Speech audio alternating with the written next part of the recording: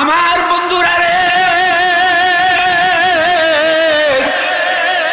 আল্লাহর পয়গম্বর সাহাবায়ে কেরামের জন্য কত দূর পর্যন্ত কষ্ট করেছেন। আজকে জুমার দিন এই কথাটুকুন আলোচনা করা হয়েছিল। আমি এখানে সেই কথাটুকুন বলছি। পয়গম্বর সাহাবীকে ডাক দিয়ে বলতেছেন, সাহাবী তুমি কি আমাকে বেশি মোহাব্বত করো নাকি তোমার বাবাকে বেশি মোহাব্বত করো? সাহাবী বললেন, পয়গম্বর আমি সবচাইতে বেশি আপনাকে মোহাব্বত করি। চিৎকার দিয়ে বলেন সুবহানাল্লাহ। আর একটু জোরে কন, আমার দিকে তাকান, আমার দিকে তাকান। কাকে বলছে? নবীকে মোহাব্বত করেন। এবার নবী প্রমাণ করতে চান, এ সাহাবী তুমি যদি আমাকে বেশি মোহাব্বত করো, ওই লোকটা যায়, এটাকে তুমি চেনো কিনা? বলে হ্যাঁ পয়গম্বর চিনি। কে? বলে এটা আমার বাবা। বলে তোমার বাবা ইসলামের শত্রু, তোমার বাবা পয়গম্বরের শত্রু, তোমার বাবা কুরআনের শত্রু, তোমার বাবা খানায়ে কাবার শত্রু। যারে সাহাবী যা, এই যে আমি তলোয়ার দিলাম, যাও তোমার বাবার মাথাটাকে আলাদা করে নিয়ে আসো। সাহাবী তলোয়ার নিয়ে দৌড়াচ্ছে। কার মাথা আনবার জন্য দৌড়ায়? বাবার মাথা আনবার জন্য দৌড়ায়। পিছন থেকে পয়গম্বর ডাক দিয়া বলতেছেন, সাহাবী এইদিকে আয়, আয় রে সাহাবী এইদিকে আয়। আর বাবার মাথা আনতে হবে না, আমাকে আল্লাহ রাব্বুল আলামিন বাবার মাথা সন্তান আলাদা করবে, সন্তানের মাথা বাবা আলাদা করবে। এই জন্য দুনিয়ার জমিনে প্রেরণ করা হয় নাই। বাবার মাথা সন্তান পাহারা দিবে, সন্তানের মাথা বাবা পাহারা দিবে। এই জন্য আমাকে আল্লাহ রাব্বুল আলামিন প্রেরণ করেছে। আয় রে সাহাবী আয়, আমি দেখলাম তোর অন্তরে বাবার মোহাব্বত বেশি নাকি পয়গম্বরের মোহাব্বত বেশি?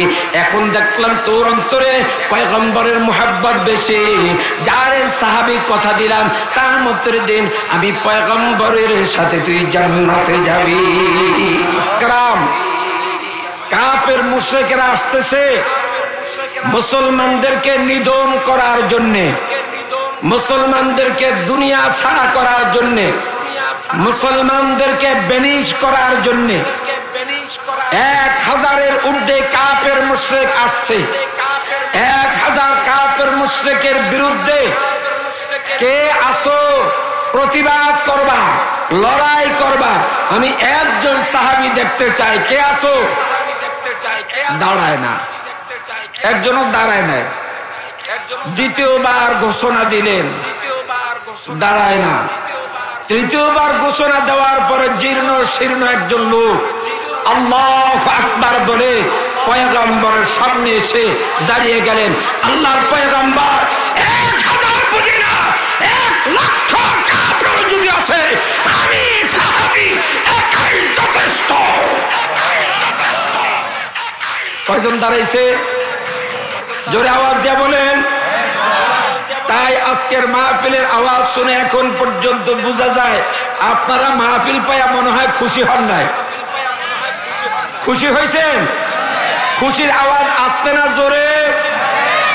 একটু জোরে বলেন তো আল্লাহু আকবার। নারে তাকবীর। এতদিন তো তাকবীর বলা নিষেধ ছিল, এখন কি নিষেধ? নারে তাকবীর, আল্লাহু আকবার। আল্লাহু আকবারের ভিতরে 9টা অক্ষর। কয়টা অক্ষর? একটা অক্ষরে 10টা নেকি। এটা আসতে হলো জোরে কান। এই যে সুবহানাল্লাহ বলছেন, এখানে আবার 90টা নেকি। এই জন্য আরেকটা ঘটনা মনে হয়, আল্লাহ রাব্বুল আলামিন দাউদ নবীকে বললেন, পয়গম্বর দাউদ আমার শুকরিয়া আদায় করো। দাউদ নবী বলতেছেন, আল্লাহ তোমার শুকরিয়া আদায় করা আমার পক্ষে সম্ভব না। আবার বললেন, দাউদ রে আমার শুকরিয়া আদায় করো। বলে, মালিক তোমার শুকরিয়া আদায় করা আমার পক্ষে সম্ভব না। আবার বললেন দাউদ রে তুমি আমার শুকরিয়া আদায় করো। দাউদ বললেন মাবুদ আমি তো আগেই বলেছি তোমার শুকরিয়া আদায় করা আমার পক্ষে সম্ভব না। বললেন দাউদ কেন রে আমার শুকরিয়া আদায় করবা না? আমি কি তোমাকে নাজ নেয়ামত দেই নাই? আমি কি তোমাকে রাজত্ব দেই নাই? আমি কি তোমাকে পয়গম্বরিত্ব দেই নাই? দাউদ কেন তুমি আমার শুকরিয়া আদায় করবা না? দাউদ নবী বলতেছেন মালিক কেমনে তোমার শুকরিয়া আদায় করব? আমি যখন একটা নেয়ামত পাই, কয়টা? একটা নেয়ামত পাই, একটা নেয়ামত পাইয়া যখন বলি আলহামদুলিল্লাহ, সাথে সাথে আমার নেয়ামতকে বন্ধ করে দাও না। ওই একটার শুকরিয়া আদায় করার সাথে সাথে আরো 10টা নেয়ামত তুমি বাড়ায়া দাও। আবার যখন ওইখান থেকে একটা নেয়ামত পাইয়া শুকরিয়া আদায় করি, আবার তুমি নেয়ামত স্তব্ধ করে দাও না, বন্ধ করে দাও না, আরো 10টা নেয়ামত সংযুক্ত হয়ে যায়। এমন করে কিয়ামত পর্যন্ত যদি তোমার শুকরিয়া আদায় করি, মালিক গো তোমার শুকরিয়া আদায় করা আমার পক্ষে সম্ভব না। সুবহানাল্লাহ। আল্লাহ কত বড় মেহেরবান। আল্লাহ তোমার মতো নাই দরদি, তোমার মতো নাই দরদি, নাই গো দয়াবান। আল্লাহ তুমি মেহেরবান, আল্লাহ তুমি মেহেরবান। খুদ পিপাসায় অন্ন পানি সবাই তুমি দাও জেহানি। মাঠে মাঠে সোনার ফসল বৃক্ষ ফল হবান। আল্লাহ তুমি মেহেরবান, আল্লাহ তুমি মেহেরবান। আল্লাহু আকবার। আল্লাহ রাব্বুল আলামিন কোরআনুল কারীম এমন কোন দিক নাই, এমন কোন জায়গা নাই, এমন কোন সংকট নাই যেটার সমাধান দেন নাই। নবীজির সাহাবী আব্বাস রাদিয়াল্লাহু তাআলা আনহু তিনি বলেন আমার যদি জুতার ফিতাটাও ছিঁড়ে যাইতো, আমি কোরআনুল কারীমে হাত দিতাম, জুতার ফিতার সন্ধান পেয়ে যাইতাম।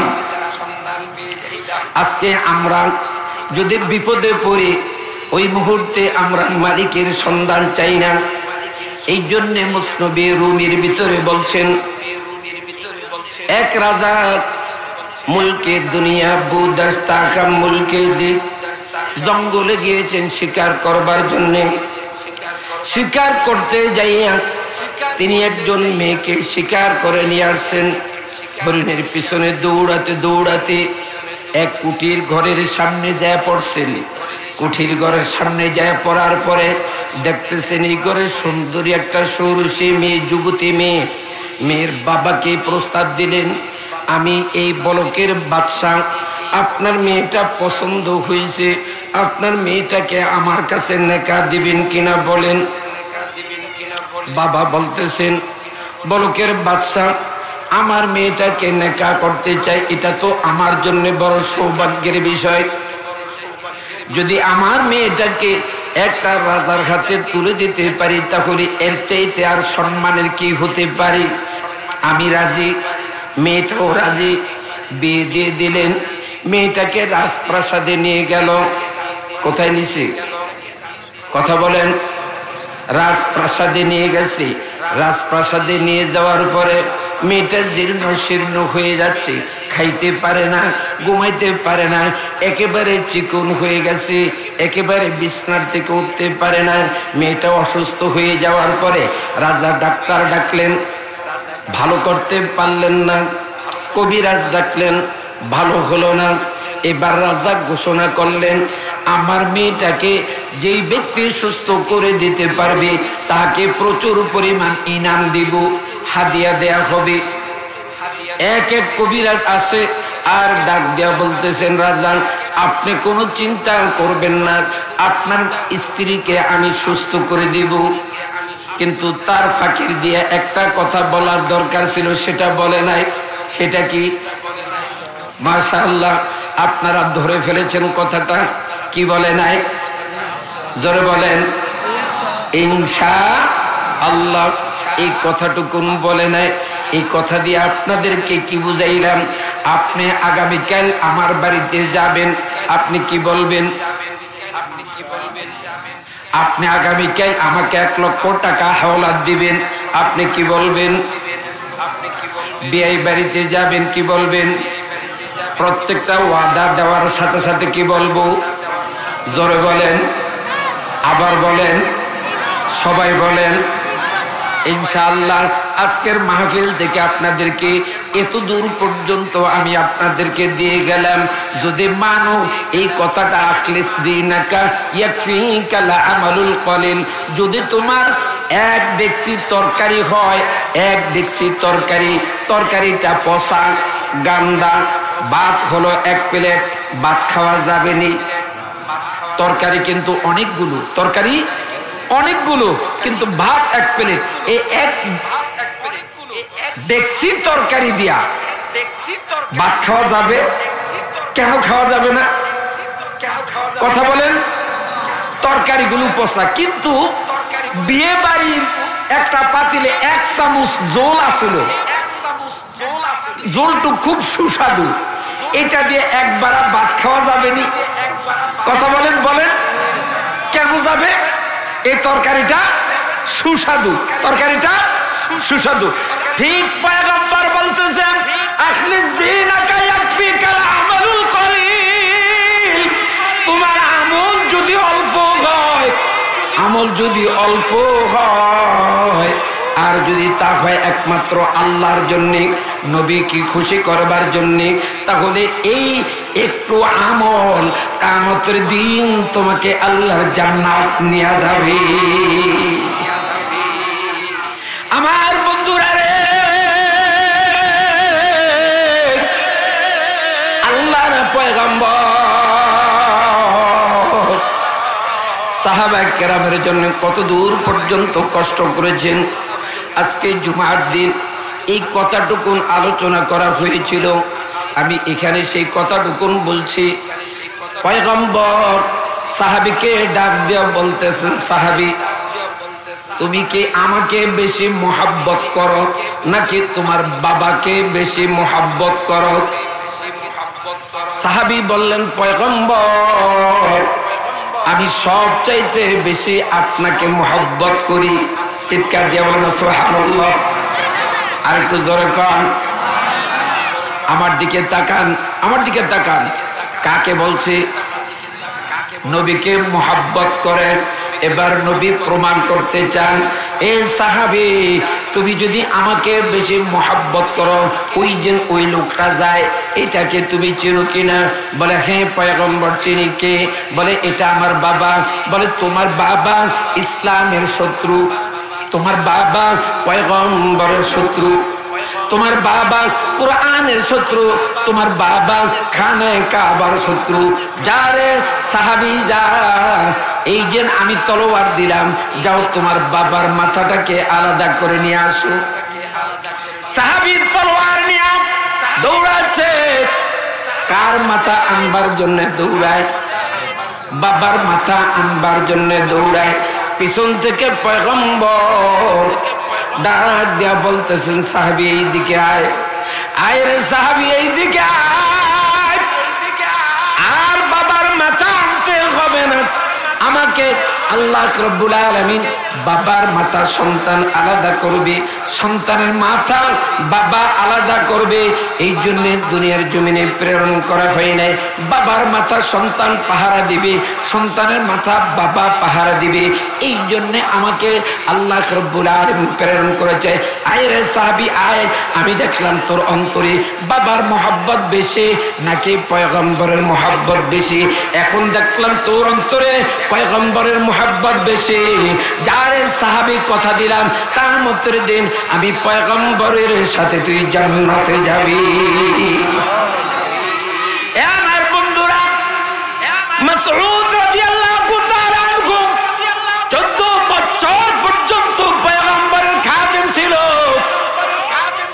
একদিনের জন্য পয়গম্বর মাসউদকে বলেন নাই, মাসউদ এক গ্লাস পানি দিয়ে আমার হাতে। কেমন খাদেম ছিলেন এই মাসউদ! বাড়ি নাই, ঘর নাই, দালান নাই, স্ত্রী নাই, পরিবার পরিজন কেউ নাই। পয়গম্বরের খেদমতে নিজের জীবনকে উৎসর্গ করে দিয়েছেন। পয়গম্বরের কাছে পয়গম্বর মাসউদকে বললেন, মাসউদ তুমি কি আমার কাছে কিছু চাও কিনা বলো। সুবহানাল্লাহ। পয়গম্বর বললেন, মাসউদ রে তুমি কি আমার কাছে কিছু চাও কিনা বলো। আবার বললেন পয়গম্বর, ও মাসউদ তুমি কি আমার কাছে কিছু চাও কিনা বলো। মাসউদ বললেন, পয়গম্বর কি চাবো আর কি নিব? আপনি তো একদিন না, 2 দিন না, 3 দিন পর্যন্ত মদিনার পাথরগুলো পেটে খিদার যন্ত্রণা নিবানোর জন্য বেঁধে রাখেন। না জুটিত একটি দানা, না জুটিত একটি দানা খেজুর কোনো দিন, হায়রে আমার নবীর মায়ার দিন, হায়রে আমার নবীর মায়ার দিন। গায়ে বিছানায় একটি চাদর কাটাইতেন রাত, হায়রে আমার নবীর মায়ার দিন। উম্মতের সামনে আজি হইতে গেছে বিহীন। আপনার সামনে আমার সামনে আজকে দিন বিলীন হয়ে যায়, আজকে সুন্নত বিলীন হয়ে যায়। একটু আপনার হুদিস নাই, একটু আপনার খবর নাই, একটু আপনার চেতনা নাই। আপনি ভাত খাওয়ার পর মিষ্টি খাওয়া সুন্নত, এই সুন্নতটা আপনি মনে রাখছেন। ভাত দস্তুর বিছায়া খাওয়া, ভাত খাওয়া সুন্নত, এইটা আপনার খেয়াল নাই। কথা বলেন। নামাজের আগে ওযু করা, ওযু করার আগে মাসওয়াক করা, এটা আপনার খেয়াল নাই। বাথরুমের ভিতরে বাম পাও দিয়া প্রবেশ করতে হবে, এটা আপনার খেয়াল নাই। আগে যখন আপনি জামা গায়ে দিবেন আগে ডান হাত দাও, এটা সুন্নত, এটা আপনার খেয়াল নাই। এরকম একটা না, 2টা না, অসংখ্য অগণিত সুন্নত আপনার থেকে আমার থেকে বিলীন হয়ে যায়। কথা বলেন, কথা বলেন। আমার বন্ধুরা, বাজানেরা, মুছ কাটা সুন্নত। আপনি মুছে খুর লাগান, মুছে শুধু লাগান না। আপনি একবারে 18 বছরের যুবক, 7 বার জন্য দাড়ি পাইকা গেছে, মুছ পাইকা গেছে, চুলের বুড়ো পাইকা গেছে, এখন পর্যন্ত আপনি ক্রিম শেভ করেন। আপনি যুবক সাজতে চান, আল্লাহর কসম, আল্লাহর কসম, আপনাকে কেউ আর কোনোদিন যুবক বলবে না, বলবে না, বলবে না। কথা বলেন। এ আমার বন্ধুরা রে, আপনার সামনে যদি 18 বছরের একটা যুবক দাঁড়ায়, এখন কোনটাকে যুবক বলবে আর কোনটাকে বুড়া বলবে? যে ব্যক্তি বয়স্ক ওই ব্যক্তিকে বুড়া বলা হবে, যতই আপনি ক্রিম শেভ করেন। আপনাকে দাড়ি চাইছা কোনোদিন আপনি যুবক হইতে পারবেন, দাড়ি চাইছা কোনোদিন যুবক হইতে পারবেন না। অথচ পয়গম্বর বলতেছেন নারীদের চুলে আল্লাহ সৌন্দর্য করে দিয়েছেন, আর পুরুষদেরকে আল্লাহ দাড়িতে সুন্দর করে দিয়েছেন। সুবহানাল্লাহ। দাড়িতে সুন্দর করে দিয়েছেন তিনি কে? জোরে কান, তিনি কে? প্রিয় আমার বন্ধুরা, রোম সম্পর্কে আমেরিকার একজন বিজ্ঞান তিনি বলতেছেন আল্লাহ রাব্বুল আলামিনের কোরআন কারীমের ভিতরে ভুল আছে। নাউযুবিল্লাহ। জোরে কোন। আমেরিকার একজন বিজ্ঞান মিস্টার হে তিনি বলতেছেন কোরআন কারীমের ভিতরে ভুল আছে। আর জোরে কেন নাউজুবিল্লাহ। অথচ আল্লাহ রাব্বুল আলামিন বলতেছেন ফাতু বিসূরাতিম মিন মিসলিহি ওয়াদউ শুহাদাআকুম মিন দুনিল্লাহ।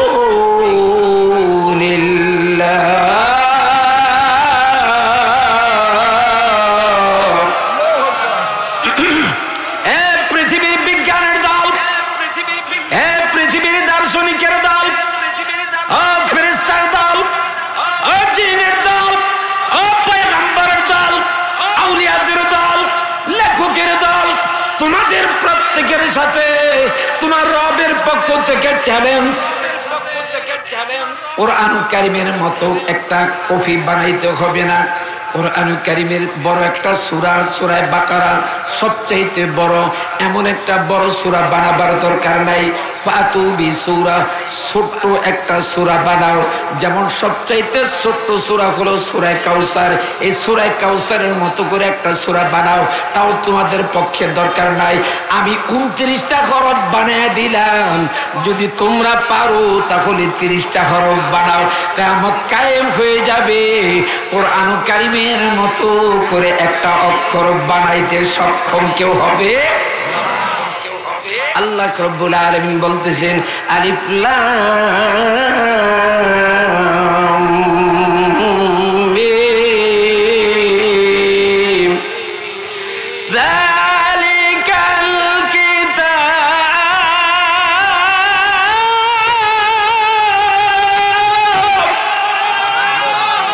আল্লাহু আকবার।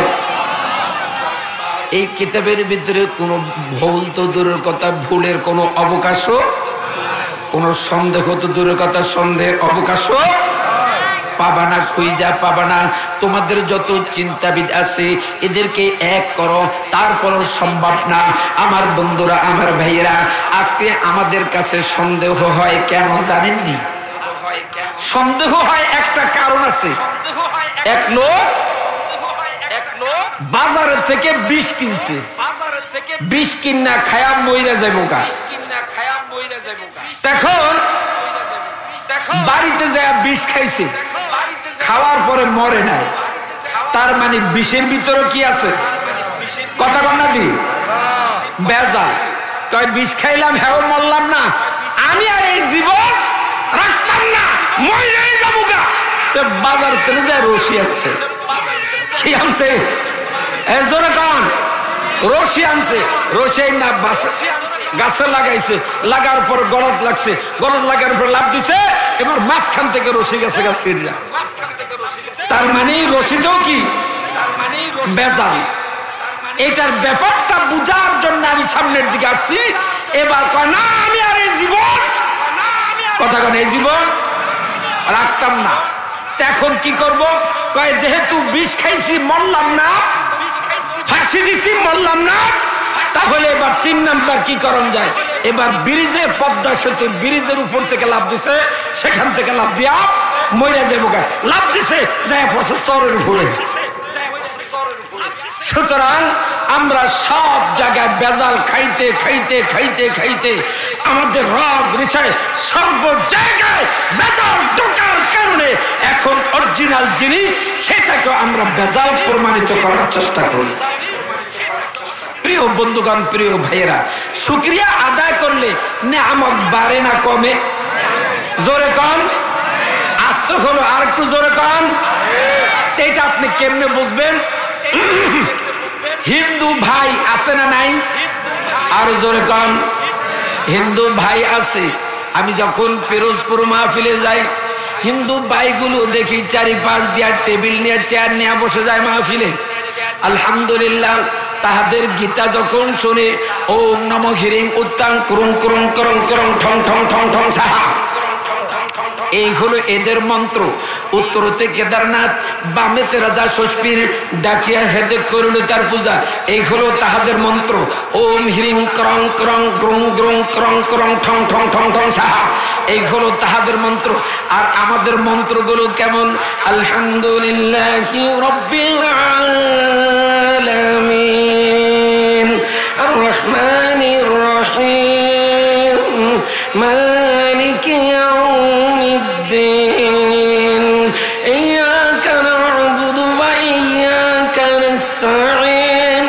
ইহদিনাস সিরাতাল মুস্তাকিম। আল্লাহু আকবার। আস্তাগফিরুল্লাহ, একটু জোরে করে আল্লাহু আকবার। আমাদের সালামগুলো কেমন, এদের সালামগুলো কেমন? আমাদের সালামগুলো সকালবেলা আসসালামু আলাইকুম, দুপুরবেলা আসসালামু আলাইকুম, রাত্রবেলা আসসালামু আলাইকুম। মুসলমানদের সালামের কোনো পরিবর্তন? আরো জোরে কোন? নামাজের কোনো পরিবর্তন? মাগরিবের নামাজ নবী মুহাম্মদ রাসূলুল্লাহ তিনি পড়ছেন 3 রাকাত, এখন আমরা পড়ি 4 রাকাত। কয় রাকাত? কোনো পরিবর্তন নাই। আমার বন্ধুরা, আমার ভাইয়েরা, ইসলাম যা আছে ইসলাম তাই থাকবে। ইসলাম কমপ্লিট কোড অফ লাইফ। ও আমার বন্ধুরা, আমার ভাইয়েরা, তাই এই কথাটুকুনি আমি আপনাদের সামনে বোঝাবার জন্য চেষ্টা করছি। যদি বুঝে আসে তাহলে বলবেন। এবার আমার বন্ধুরা, আমার ভাইয়েরা, শুকরিয়া আদায় করলে আপনারা বলছেন কি নেয়ামত বাড়ে, আর যদি শুকরিয়া আদায় না করে তাহলে নেয়ামত কমে। না, নেয়ামত কমে না। তাহলে অবস্থাটা কেমন হয়? আপনাদের এলাকায় তো সন্ত্রাস নাই, ঢাকার সন্ত্রাস আছে না নাই? নারায়ণগঞ্জ আরো জোরে কান আছে না নাই? আমার বন্ধুরা, এবার এলাকায় ফ্যাক্টরি হয়েছে 7 তলা।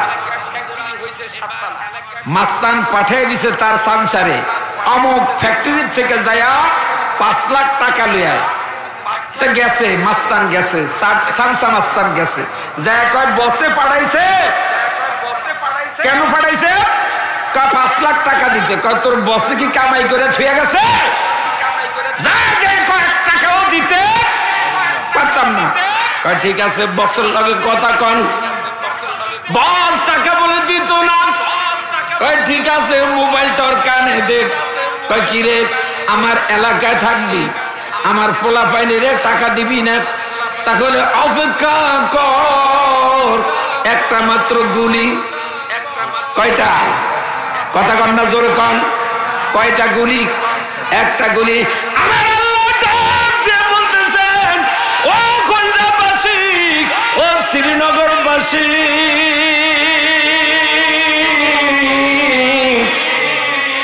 ও লোহজংবাসী, আমার আপেল খাবি, আমাকে আল্লাহ বলবি না। আমার গাভীর দুধ খাবি, আমাকে সেজদা দিবি না। আমার আঙ্গুর ফল খাবি, আমাকে আল্লাহ বলবি না। আমার গরুর গোশত খাবি, আমাকে আল্লাহ বলবি না।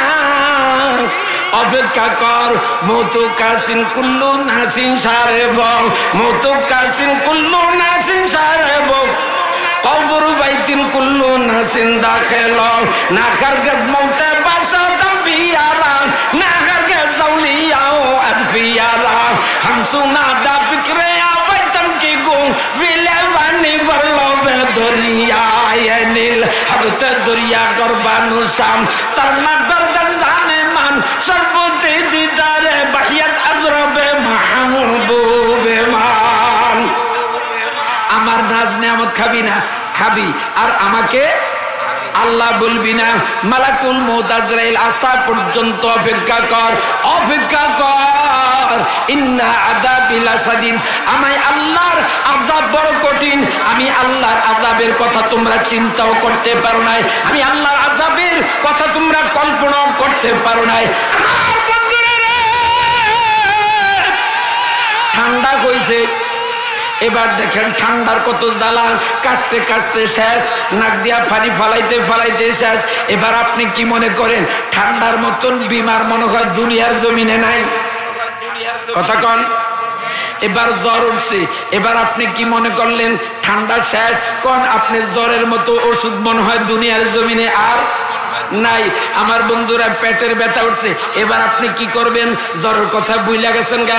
এখন আপনি কি মনে করবেন পেটের মধ্যে ব্যথার মতন মনে হয় ব্যথা দুনিয়ার জমিনে আর কোনো রোগ নাই। আমার বন্ধুরা, আল্লাহর আযাব কোনটাকে তুমি ছোট মনে করিয়া দেখবা।